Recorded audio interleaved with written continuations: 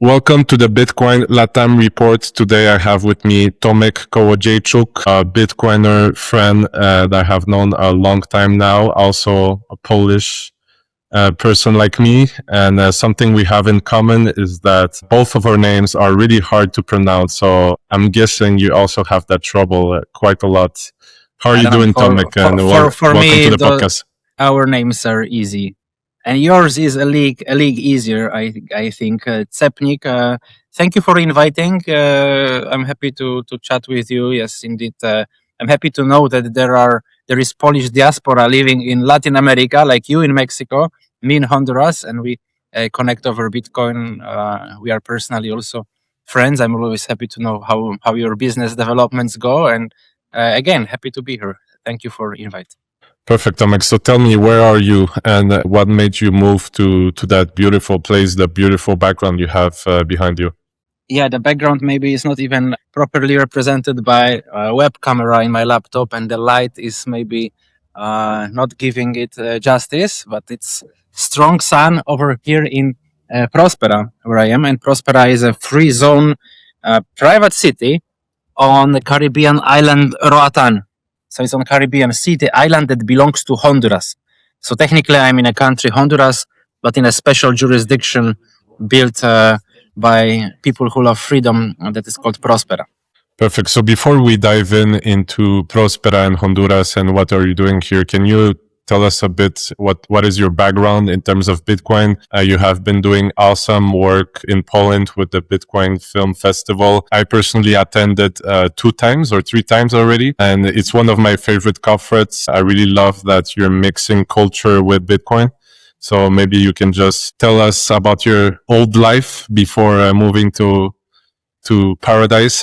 It's still the same life. Thank you for recognition. Yes, I organized Bitcoin communities in Poland since many years. And out of our 21 Bitcoin Maxi group emerged the idea and then full functioning project called Bitcoin FilmFest, which is a film festival, the one event that you attend, but in general a center for Bitcoin culture, specifically movies, cinema, short form videos, documentaries, AI now. So we are trying to become center. We are a center of Bitcoin cinema, but more than everything, it's the annual event that happens in Warsaw, which is, well, it's not a conference. It's a festival of Bitcoin culture centered around films with very good community of artists and attendees spending 4 days right in the center of Europe. So for the fourth time, we are meeting in June 4 to 7. We will watch movies, we will rate movies, listen to live music, concerts, go to visit Warsaw and enjoy the time among good people. Yeah, I have experience community building, events organizing for many years. Since many years, I've been entrepreneurial libertarian activist. I guess I participated and coordinated multiple projects, mostly in Poland. And now since over 6 months, I live in Honduras. I moved to this island in Central America because it's one of the most exciting libertarian projects that I've been following for years. You know, we cannot change. I mean, I've been trying to change for years mindset of my community of Polish citizens. We've been trying to change many activists. We try to change the world in educational way, in political way, but I eventually figured that it's not very much working, and the countries that already are occupied by their own institutional mafia will not give their power voluntarily. And such a hack for governance is tried over here in Honduras.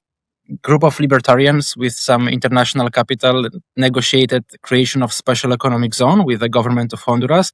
And it's technically they created one of the most liberal jurisdictions in the world. And Prospera exists here for 4 or 5 years, and it's already trying to become tax haven, regulatory haven, but also a hub for entrepreneurs and Bitcoiners as well.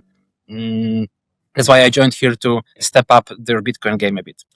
That's great. So you also had the chance to visit us here at La Casa de Satoshi in Mexico because you were invited as part of the speakers for the Radical Exchange Summit. Is that like a subject that was already spoken at that conference, Prospera and these economic zones? Is that what brought you here? Like, when did you decide to say, like, okay, fuck this, fuck Poland, I'm going to Honduras, pursuing this libertarian dream? Yeah, in fact, I visited Mexico during Radical Innovation Summit, which is an annual conference organized by free market leaning international NGOs and libertarian activists. And I'm surprised how, not surprised, but it's definitely visible that the topic of Bitcoin at especially technological libertarian summit is more prevalent. But among Bitcoin conferences and as well there, the topic of jurisdictional arbitrage, of tax optimization, of finding your place in the world for your life, or maybe for Citadel, which is also your secure and private life, is becoming more prevalent, because I guess world every year needs such places even more. But I was tempted to check such projects out since being teenager, and when I read Atlas Shrugged, Ayn Rand presented artistically her concept of a free society where entrepreneurs, instead of fighting their own structures of power, they migrate to a hidden valley. Here we have a Caribbean island where they can live with a minimal interference of organized force, organized crime, which most of governments are. So since being inspired by Ayn Rand, and I consider myself an Ayn Rand follower and fan, since then I've been following such projects, and there have been maybe a dozen around the world of such free societies, free cities, and Prospera is the most advanced of them. This is a real business / political project that actually succeeds. So I'm very happy that eventually I stepped my feet there and I could connect the two worlds that fascinate me, the ideas of radical freedom and Bitcoin, and they manifest over here. Yeah, I read also Atlas Shrugged. It took me maybe 3 months to read. It's a really powerful and beautiful book, but it's really a big brick, but it's really worth it. I think for every Bitcoiner to read that. I'm surprised that it's not so often recommended for Bitcoiners as the top book to read. Like people, I love Sovereign Individual, I love Bitcoin Standard, but after some time we could step up into more philosophical realm, more artistic realm, and definitely Ayn Rand is one of the most clear writer and one of the best propagandists, where she puts very logical, coherent, rational ideas into inspirational stories. If for some of you Atlas Shrugged is maybe too long because it's a huge book, I recommend checking Anthem. Anthem is a short story. It's like 1984. However, it was written 10 years earlier than Orwell wrote 1984, and happens in a bit different times where people lost the concept of individualism. It's a short book, 1.5 hours, but it's so inspiring, and I think it's the best gateway drug to Ayn Rand. Yeah, and also, when you read, for example, Atlas Shrugged, as you said, like people are being recommended more technical Bitcoin books. But when you read Ayn Rand, you really feel the world around you. It's really happening, the same kind of stuff that is described in a book, but in a fiction story. So it's really fascinating to see that it's basically almost like a tutorial of what is happening and what should you do.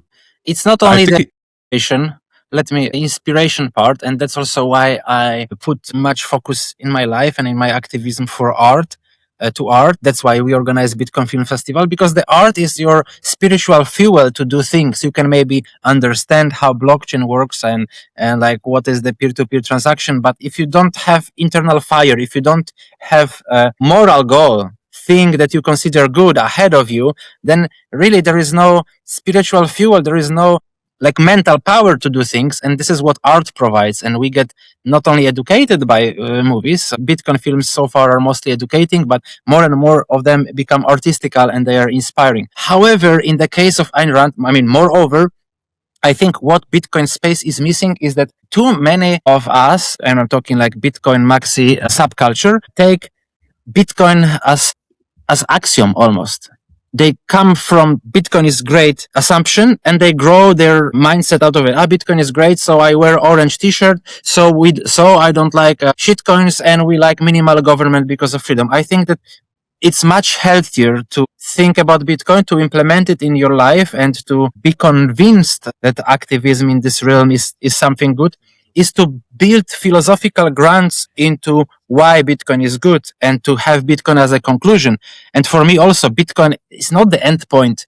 I'm not Bitcoin absolute. I can be Bitcoin maximalist, but I'm not absolutist. And I think that Bitcoin must be the only great money in the world. If there would be a better money, I would be for better money. if there would be a money that also like self-custody could transmit value from my head to your head without internet infrastructure, it would be probably technologically better. It's not possible now. I want great money because I want freedom, and I want freedom also not absolutely. I want freedom because I want life. I want things good in my life. And I believe that my life and life of people around me is better when our mind is not constrained by force, when we are free. Bitcoin is the conclusion. I'm not doing this podcast because I'm for Bitcoin. I'm for Bitcoin because I'm for freedom. I'm not for freedom, not also absolutely. I'm for freedom because I'm for life. And such things can be concluded when we build our convictions on some philosophical foundations. And I think that Ayn Rand puts it very clearly, and she also lays the foundations for such philosophical thinking. That's why that's my end word on recommending reading Ayn Rand. Perfect. Yeah, no, a really passionate speech. I really also believe liberty is the most important thing. And that's why, it's basically the reason why I moved to Mexico, because I wasn't feeling free in Canada, especially during, the COVID times. That was horrible. So you probably, feel the same, or you're expecting the same. So you commented that you feel like from all the economic zones and the special zones that you live in right now, Prospera is the one that is the most successful, in your opinion, and you have a lot of experience in this. So maybe you can give a background of the history of Prospera, and why do you think at that moment it's one of the most promising project in that regards? It's the most successful. It's not the most successful, but it's the most promising. It's better to put it this way. Success is still in the making, and I can say that after like 5 years of this project being on the ground in working, we are early, similar to Bitcoin, but it also seems like we are on a very good path, and it would be hard to imagine faster and more sustainable growth. So this is very promising project. This is most possibly the most liberal, that's what I said, the most free jurisdiction in the world. There is other startup cities or special economic zones which are successful. Dubai is a success story. Hong Kong, Shenzhen is a success story. However, those were, designed as business hubs, but they were not designed as a citadel of freedom, where people with a libertarian mindset can go to and can build their life and integrate with the local life of Honduras in a perfect climate. So I think that I don't want to put big words like it's a big moment in history, but it's very possible that we are living through, it's just not super visible yet, that we are living through a paradigm shift into how society should be organized and governed, right? Humanity for multiple years, we had like mostly the concept of there is a king. Sometimes it was the king's power was coming from God, sometimes later on from people. And there was like a structure and hierarchy of power. Those at the top had more rights. We had kingdoms and monarchies, then transformed into liberal democracies.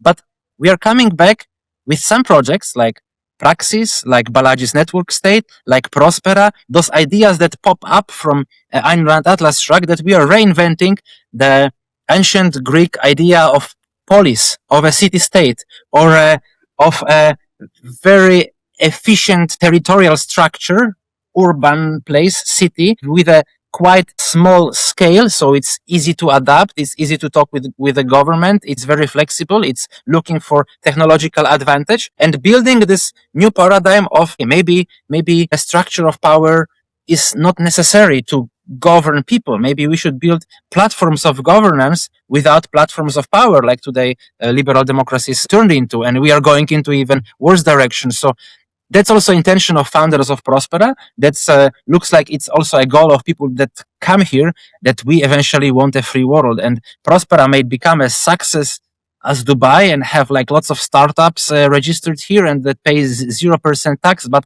real success will be if other countries in the world will look at this. Well, look what Honduras did. They opened like this little zone. They give them a little legal autonomy, and they have like 3 times economic output that our mainland Honduras. Maybe their mainland. Maybe we should open such special economic zone in our place. It's a direction of decentralization of power. Since reading libertarian writers, I was also dreaming of Europe of 1,000 Liechtensteins, and looks like also if we disperse points of power, if we scale them down, not only individual person will matter more, but most probably also because of competition between those little Prosperas, little towns, multiple small states, competition for citizens, for income, attracting other people with freedom. Eventually, the world also will go towards, hey, let's give our citizens more freedom, rather than, hey, let's take more land from our neighbor. That was a paradigm for the previous 1,000 years. It's really interesting subject, because at the same time you're saying we're experimenting a big shift in general, because history works in cycles. So once empires get too big, they crumble because they get too inefficient. They lose the power. That's what's happening with the US slowly. But at the same time, for example, the US are pursuing kind of retraction strategy of outside of the world, and they push, for example, more Monroe Doctrine in Latin America. So they intervene in Venezuela, they intervene, and they talk about taking the Panama Canal. They want to expand the power where they can maintain it for at least the next decades.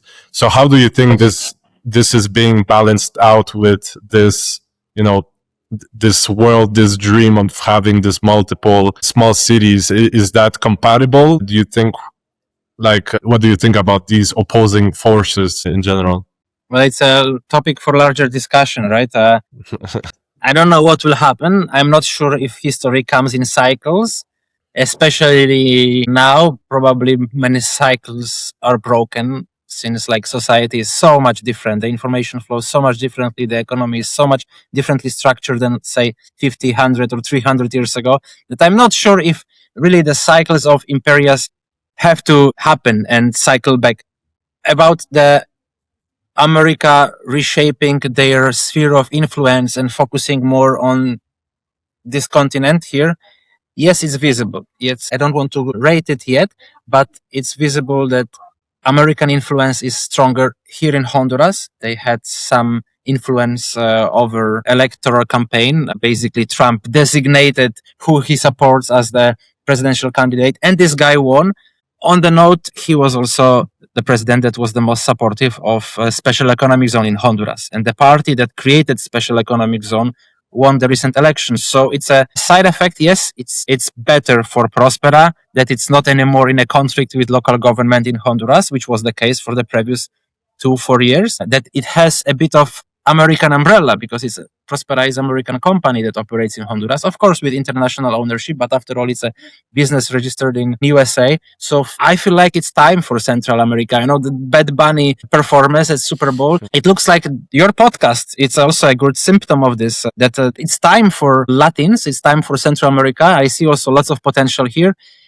Yes, on the big scale picture, you have what happens, we have big state America, and here we have dream of small states. It's hard to say. I don't know where the world is going, whether culturally we are ready for such decentralization, but practically we need definitely such projects as Prospera. And most probably it's still better than such things are happening under the influence of United States than under influence of China counterpower. I really appreciate that you compared my podcast with the same phenomenon as Bad Bunny singing in Spanish at the Super Bowl. That's thank you for that. I have more like a technical question now. So, how does a structure like that, like a Prospera, doesn't fall into the trap of slowly adding rules and restrictions? And I think it's hard for a government to not add rules over time. So is there ways, in your opinion, that you can limit as much as possible the bureaucracy and all this stuff that will eventually maybe not make it as attractive as before? Okay, good question. What Prospera exactly is? Around 2013, Honduras government put into their constitution the institution of ZEDES, Zone of Economic Deployment, of Economic Development and Employment. Those are special economic zones that there were few of them, 4 of them created, Honduras. And one of them is basically a separate municipality, a separate region, official administrative region within the country, which criminal law of Honduras applies, but the civil law is up to the operator of this special economic zone. And in the case of Prospera, the operator is American company run by people who love freedom, and they designed this special economic zone to become a Hong Kong of the Caribbean, of future cities. So Prospera, as operator of this municipality, they become, and they really try to become only the platform of governance where their rights and obligations are to register citizens, register ownership of property like land, tax collection, conflict resolution, and managing the agreements with government and eventual international agreements. Whoever comes to Prospera or register their business, they can enjoy only 5% of personal income tax, 1% of corporate income tax. There is 2.5% VAT. There is no capital gains tax. There is no inheritance tax. So it's almost a tax haven, maybe not 0%, not specifically tax haven, but it's a regulatory haven. Because anyone who registers a company, he can basically choose which regulatory framework from all countries around the world applies to him, which basically makes it a platform of governance where you can choose which regulation applies to you. Plus, you have few other Prospera regulatory frameworks, which are the most libertarian leaning in the world. So it's a almost fully functional jurisdiction, which is under the protection of Honduras. It already has around 2,500 virtual residents and around 400 physical residents, also around 400 companies so far after 4 years registered in Prospera. And your question was, okay, I explained more or less to have a context. Your question was about, can you remind me? How do you don't fall into the trap of, you have this structure, it works well, but then there's more people coming, there's more people wanting to influence. When you apply and register for Prospera residency, which is a separate and from Honduras residency, don't mix them two. One doesn't grant the other, and vice versa. You sign agreement with Prospera. Every citizen signs agreement of coexistence, and this contract basically says what current law applies to you, and it should apply to you through your lifetime. So the Prospera cannot basically is contractually bind not to increase any regulations on you. So this is contractually obliged promise, right? Usually countries, they don't give any, you cannot opt in. You are basically, when you are born in a country, you are born into these regulations and nobody promises you what next government might vote in and what next regulations will be given up on you. So structurally, it's designed as opt-in, opt-out system with contractual agreements between you as citizen and also platform operator of governance in this special economic zone. So it's more as if you're interacting with the service provider or company more than a state. Is that a good comparison, you would say? Yes, it's very good comparison. And when Prospera sometimes tries to sell themselves or explain themselves in a one pitch what they are, and they try to be the first such company that provides governance as a service. So there are like platforms where you pay annually for software as a service, and Prospera is a platform where you pay in taxes for governance, for administration of your being here or paying taxes, running your business, and basically all of the job that they are doing to be fully functional jurisdiction. There is no other country in the world where you can sign in, sign out, pay a subscription fee, and be legally protected. Interesting. Concretely, because I know, for example, I think Aqua Wallet has their HQ in Prospera, and there's other Bitcoin companies, crypto companies that have established like a presence there, at least legally. I know there's some medical stuff, if you want like experimental treatments. I heard there's something like that. Do you have a better view of what's happening and what kind of companies are exploring at this extra liberty to conduct business or to do research? How does it work? Yeah, basically you can register company of any type over here, and if there is no obstacle in form of, maybe if you want to establish big insurance company, it will be hard for you to find big insurance partners from around the world, or set up a big bank account. It's not an end product yet. There is still a lack of certain business institutions, business agencies, or trade companies or cooperatives that make running business easy. So not everything. The company will enjoy the benefits of being here. The biggest industries that give so far regulatory advantage in Prospera over other countries are biotech, and the probably majority of startups, companies registered in Prospera are from biotech longevity world, because there is no FDA here, and the processes of testing some treatments or drugs is just much easier and cheaper. Before you go to market with certain drug, you can test it here. And there are some stem cells therapies here in Roatán from companies that are registered in Prospera. There are some gene therapies and some experimental treatments are provided here. The second such industry, which is opening quite recently here, is Bitcoin. Prospera seems to me, and objectively when you look at some facts, as the most Bitcoin-friendly jurisdiction in the world, because not only Bitcoin is official currency here, Bitcoin is also a unit of account. So unlike Salvador, since a year, you cannot pay taxes anymore in Bitcoin. The businesses don't have to, as they used to, accept the Bitcoin when the client wants to pay them in Bitcoin. Adoption is on the level, I don't know, in Salvador, maybe 5% of people actively have and use wallet. And here in Prospera, you can pay taxes in Bitcoin. You can denominate your income as business, income and costs in Bitcoin. So Bitcoin is effectively unit of account. Nowhere in the world you can legally operate your business, calculate your profit in Bitcoin, and then pay taxes based on your Bitcoin profit. Even previously in Salvador, you had to run your books in dollars, denominated in dollars, and then maybe pay in Bitcoin. Now you cannot even pay in Bitcoin anymore. While in Prospera, you can totally run your books in Bitcoin. Bitcoin is official unit of account. In Prospera, within the city, everywhere you can pay in Bitcoin.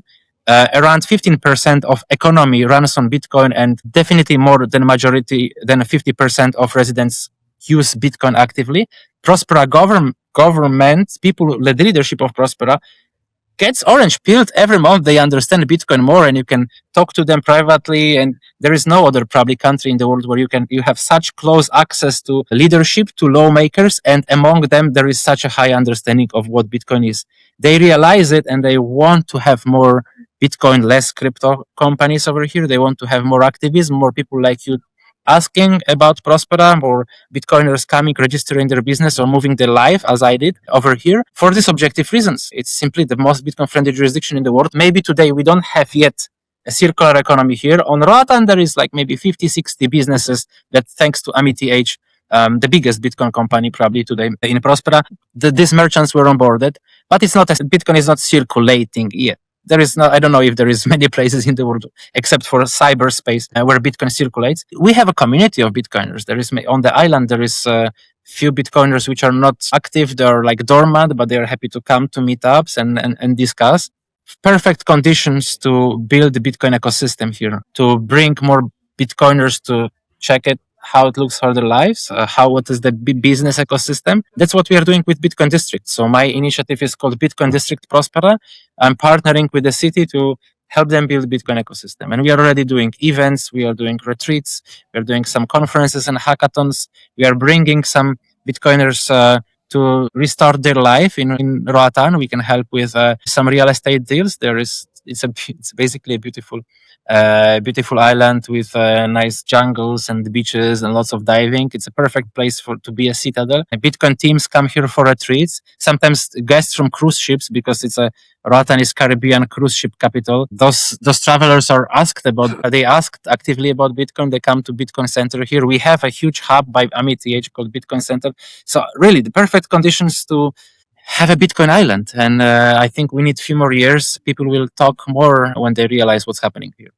Yeah, so you kind of responded to my question without me asking, and I can confirm I've been to Roatán thanks to the team retreat of Bitrefill like 2 years ago. And of course, we visited the AmiTH, the Bitcoin center that was there. So it's really amazing. And for sure, the island is beautiful. And of course, I think it attracts slowly Bitcoiners from all over the world, including you, right? So what do you personally want to do in Roatán, and where do you think that you can contribute the most? Do you have any plans? Do you have any projects, to advance Bitcoin adoption, or also anything else that you want to talk about? Now, personally, this place feels like me, especially in this stage of my life. I was more than happy to relocate from Poland. As much as I love my country, and we organize Bitcoin FilmFest there every year, next in June. As much I also needed some more sun and some life next to the ocean among interesting people, and Prospera is definitely one of the biggest utility today of Prospera, except for being regulatory haven to launch your business, is already a hub for interesting people, businesses, startups coming through. Everybody has some builder's mindset. Everybody is looking for some ways to exit the fiat system. So my initiative, Bitcoin District, and you can check it on the bitcoindistrict.com, is helping such Bitcoiners to exit the fiat system and establish that in Roatán, as well as Bitcoin businesses. And we already mentioned there is over a dozen Bitcoin companies. Bitcoin FilmFest is registered here, but also AmiTH, yes, Jan3 that runs Aqua Wallet has also a company here. Blink, Bitvocation, Blitz, Debify. There is almost 15 companies that maybe do not have their headquarters here, but one of their subsidiary companies is registered here for various reasons. For me, living on a Caribbean island in such hub among multiple Bitcoiners where I can see lots of potential in the island, in Roatán Island is growing. I see potential in the region. I was not super satisfied with multiple tensions that are growing in Europe, especially on the east side. Political, geopolitical, demographical, structural. Here, I see that this region is on the rise, and especially this project of Prospera. So with the Bitcoin District, we organize retreats, for example. There is a whole scope of things that we do, but so far we organized 2 retreats for 20, 30 Bitcoiners, cozy and conferences. It's a series of workshops, but also with tourism and sport activities that last 7 to 10 days. And the next one is at the end of April. So at thebitcoindistrict.com, you can find our events list. The big event coming in March, we are organizing Bitcoin games with over 2 Bitcoin in prize. Games.thebitcoindistrict.com. We organize tournament in poker, chain duel, Mario Kart, ping pong, rock, paper, scissors. And in the form of Olympics, we added them. We add points to attendees. We expect around 100 attendees compete for over 2 Bitcoin in prizes. This is in March. I love to experiment with unique formats of events, as you know. There is film festival, there is Bitcoin Games Olympics however, in August with PlebLab from Austin. It's not public info yet, but very soon you will have sign-ups online and we will brag about it. With PlebLab, we're organizing a Bitcoin Vibe Camp. It will be a boot camp with hackathon around AI and vibe coding.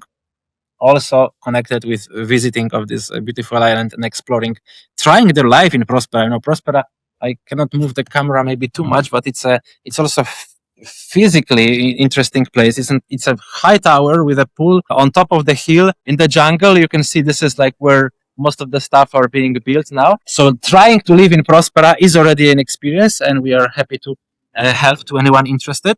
But yes, the end goal is to build a proper Bitcoin ecosystem here with a real estate project. We have our own Bitcoin beach. There is still jungle there, but we are raising money to start a first residential complex. So we are on the goal to build within 2-3 years functional Bitcoin ecosystem with circular economy, with a program for startup incubation and some vehicle, which we might call a proto venture fund. And we already have some interest from Bitcoin Capital to be deployed here and help businesses start their venture and grow here. So if anyone is interested, Bitcoin Prospera on Twitter or the bitcoindistrict.com. We are especially looking for partners, and the same happens in Prospera. Prospera as city is not yet looking ultimately for end users, for people to move in, and because it's not an end product yet. Same with us, and same with focus of partners within Prospera, that we are looking for bridges for people who would like to come here and build, for people who are community leaders, who run their businesses, who would help us build the city, because it's super early and it's full of opportunities. Awesome. Yeah, I think with your energy and with your creativity, it's going to go way faster. Apart from trying to attract international Bitcoiners, and obviously this is really important to bring capital, to bring tourists, so there's more visibility. Have you seen any interest coming from the local population, not necessarily from the island population, but maybe from mainland Honduras, visiting people, Honduran citizens getting interested in this project, or is it mostly foreigners for now? And are you trying to involve the local population somehow? Just curious, what's the relationship? Yes, we are trying, but this is the job and experience of AmiTH. Dusan, Ariana, and their team with Bitcoin Center, they are on the ground since almost 3 years, and they already did a good job with orange peeling some of the leaders, one school director, one village leader. However, as some of you maybe have experienced, it's always difficult to get local population anywhere, same was in Poland, and get them organically interested. You can give them people signs, you can inspire them, show them examples, organize a good meetup, have a good vibe, get people to see, oh, this is a nice guys doing this Bitcoin. This must be interesting, and get them interested on their own. Because if you try to push into people's heads some ideas, they automatically try to put themselves, the people, in defensive position. So we are trying to give them those signs. Local people, however, more interested in Prospera than Bitcoin. Prospera had some time in media, and many Hondurans are aware that this strange experiment is happening on their island in this small valley over here. We don't have full island. I mean, Prospera is just like a small, maybe 5% of Roatán, which is 100,000 people and 50 kilometers wide piece of valleys and beaches. But yes, so far the bigger interest we have from international audience. However, we try to bridge it. Mostly networking meetups work better than educational campaigns, but who knows, when the fruits will come. It's community engagement is hard to measure. It's hard to sustain, especially in country where people are not very much focused on technological IT growth. People are more down to the ground and working with tourism. It's difficult in countries where people don't have resources to put their savings in. Today, Bitcoin, the biggest utility of Bitcoin is still store of value. People need this spare value to be stored in Bitcoin. And in such countries, it's just difficult. If you have ideas, we are also happy to exchange know-how. We have channels of communication with other community leaders. Maciej just participated in the Bitcoin Circular Economy Summit in Salvador.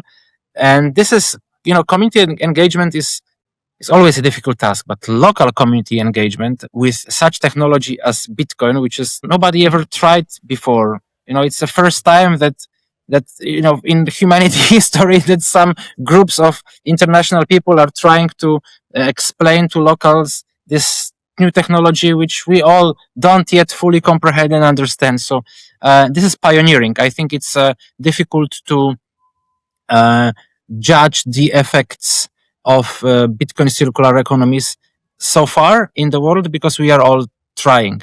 And I don't think there is anywhere real circular economy, but there are proto hubs, proto economies where the ground is fertile, and hopefully the next years will face bigger interest from local communities and also bigger circulation of more utility than just storing value. That's why we do games.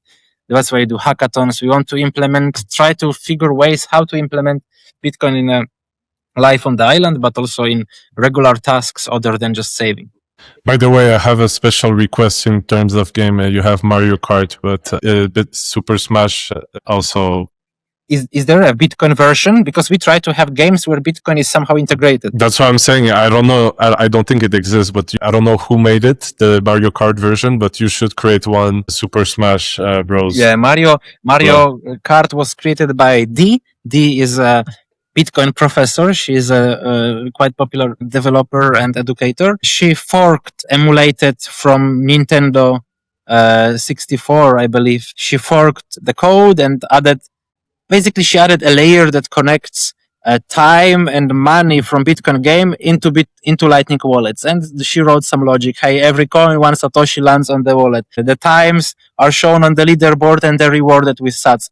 However, this is done like 2 years ago. She's constantly upgrading it. But now with vibe coding, I already seen on Bitcoin Twitter experiments of like just copying or reverse engineering or forking some game and implementing Bitcoin. And I'm super excited because use of Bitcoin in games is one of the first use cases for Bitcoin was gaming and poker and bets.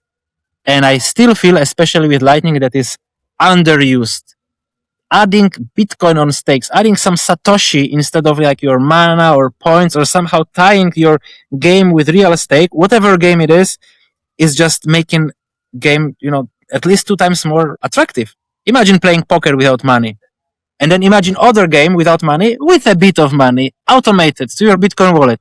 I just love it. It's just so much more exciting to play anything with it. If there is something on, I don't encourage anyone to gamble their Bitcoin and lose them, but come on, we use it.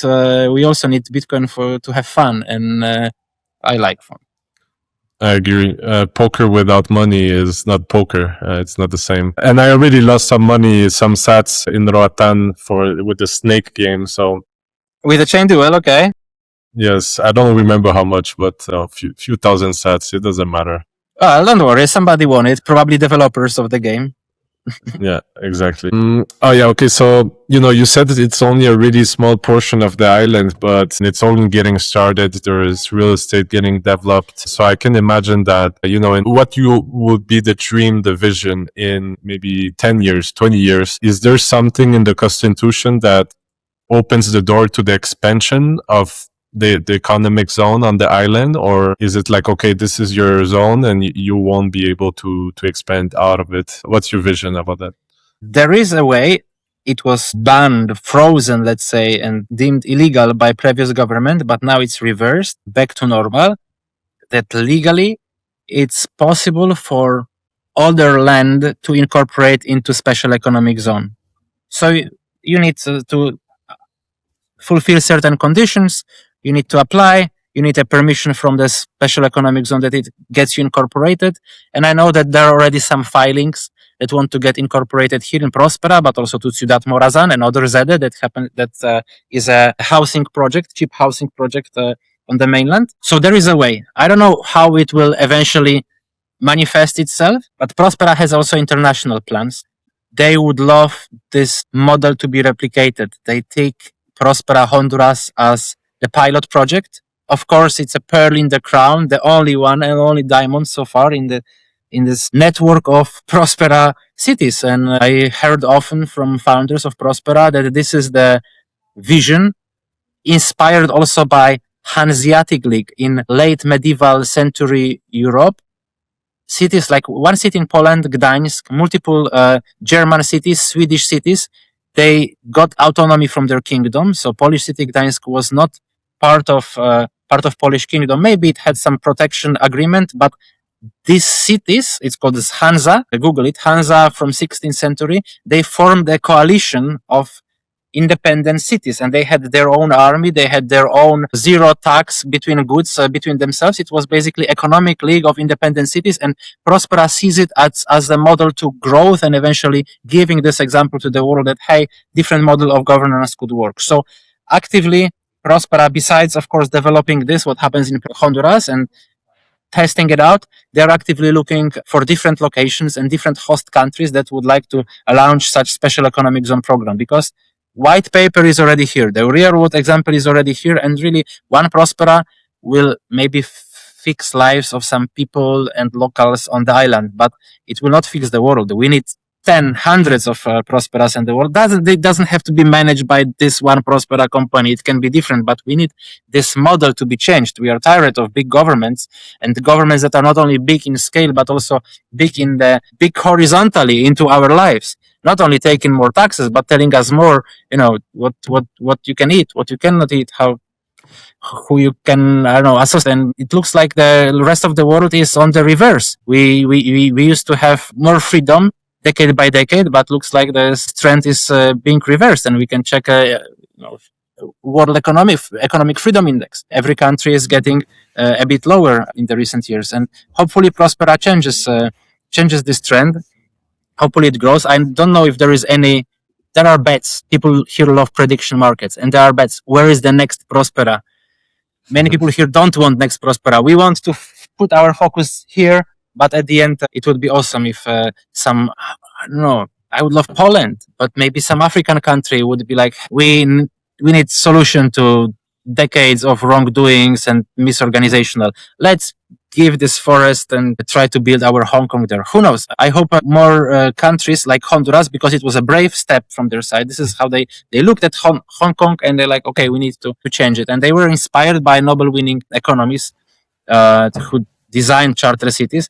Hopefully this inspiration will pass over the next 10 years, next generation, and hopefully before this project can achieve critical mass, because we don't have critical mass yet here of economic density of people. It's not yet self-running product. But before it comes, we will have more Prosperas. And I think it's possible. If not, maybe within Honduras, we will have more places that would incorporate into that and enjoy more economical freedom. I can't say yet. I'm happy to bet with people on prediction markets. This is usually the ultimate place to voice your opinions on the future, because I can just say what I think will happen. But after 6 months here in Honduras and dedicating probably many years ahead, I'm quite optimistic. Objectively, really, there is no other place that I'm so optimistic about in the world. Like when I think about Poland, Europe, United States, Russia, China, I'm like, okay, it looks like there will be only more problems in the future.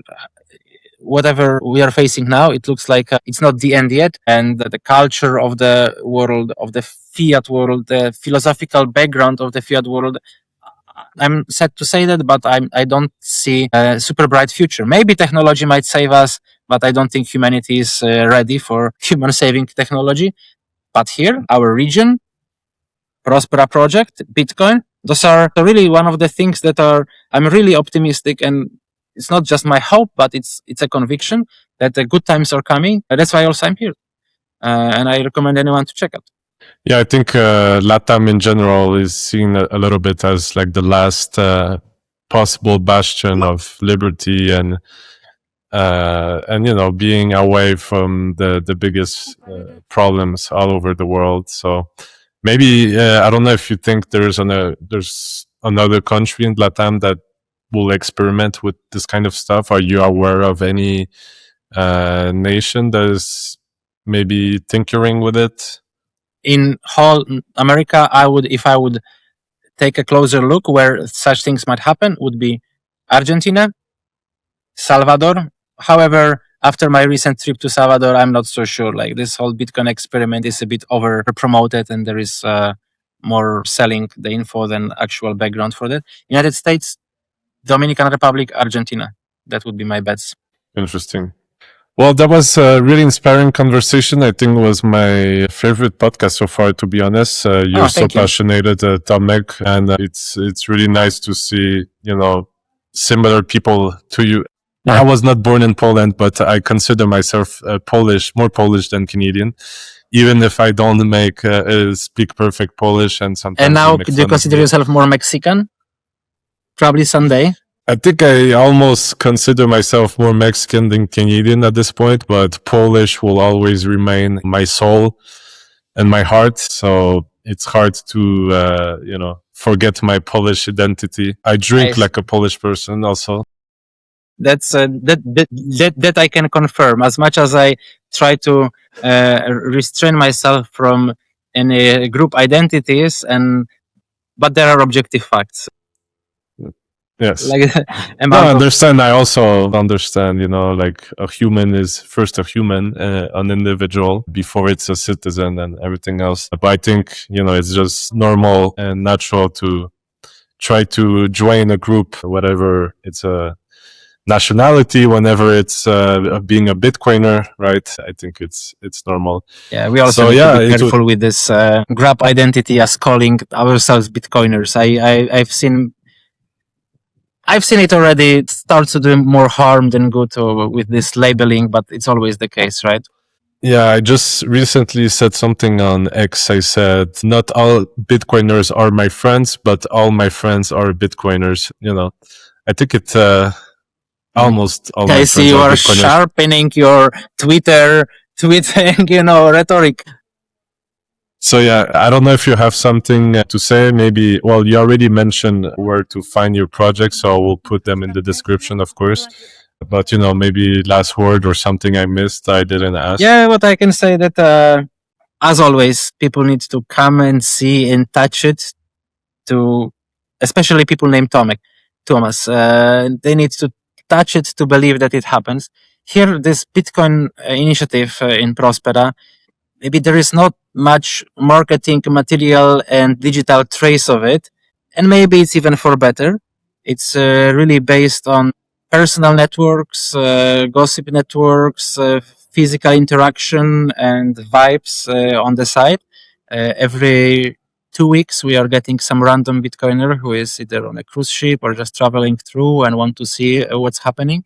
And then we build a nice community here. We are having another Bitcoiner barbecue, actually here in this floor today.